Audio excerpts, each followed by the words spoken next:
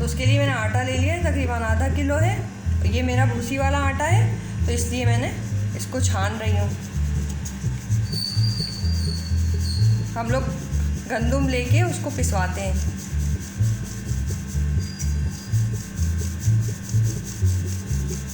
ये मैंने छान लिया है।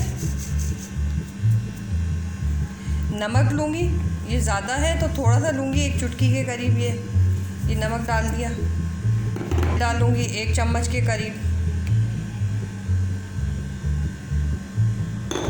और आहिस्ता आहिस्ता पानी डालूँगी, ज़्यादा पतला नहीं हुआ आटा।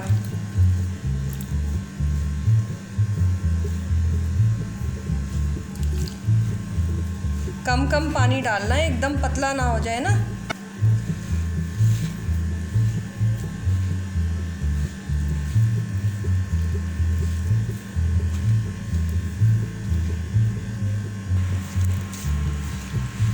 पानी बिल्कुल कम कम डालना, इतना नहीं डालना है इसको। और इसको फिर गूंदने के बाद हम आधा घंटा रख देंगे, तो फिर सॉफ्ट रोटियां बनती हैं। अगर एकदम बना लेंगे तो फिर फटी फटी सी बनती हैं। तो इसको अगर ज़्यादा भी टाइम नहीं है, जल्दी बनानी है, तो 10 मिनट रख लें आप।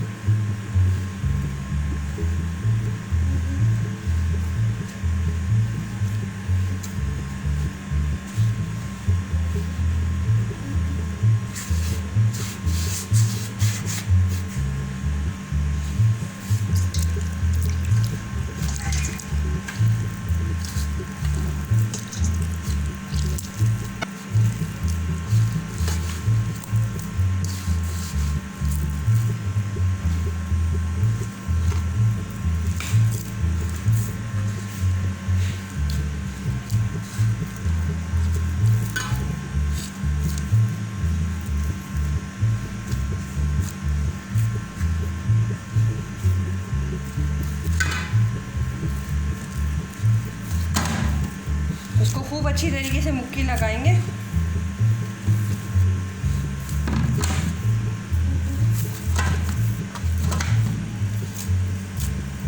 इसको अच्छी तरीके से गूंदेंगे।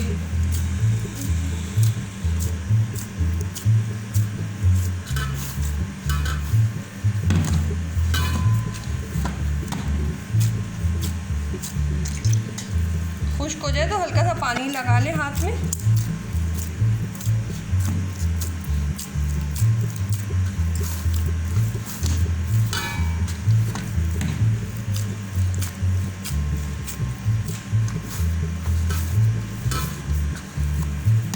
जितना अच्छा गूंदेंगे उतनी अच्छी रोटी बनती है।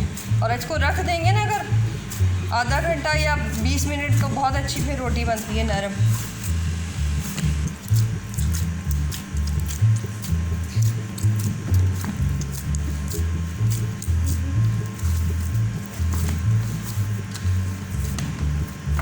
अब ये गूंद गया अच्छी तरीके से। अब इसको मैं ढककर रख दूँगी, फ्रिज में रख सकते हैं इसको। मैं तो इसको फ्रिज में रखूँगी अभी, उसके बाद रोटियां बनाऊंगी।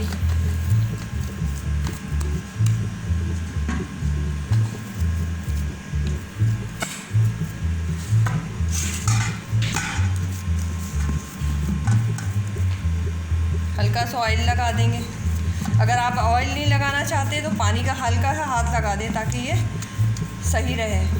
अब इसको मैं ढक दूंगी स्टील की प्लेट से और वो फ्रिज में रख दूंगी। इस तरह आटा गूंद गया है अच्छी तरीके से। हमने इसको अच्छी तरीके से गूंद लिया है। इसको चाहें तो फ़ौरन ही रोटी बना सकते हैं हम अभी, और चाहें तो 10 मिनट रखने के बाद फ्रिज में फिर रोटी बना लें। अभी भी अच्छी रोटी बनेगी क्योंकि हमने अच्छी तरीके से मुक्की लगाई थी ना, इसको गूंदा था अच्छी तरीके से।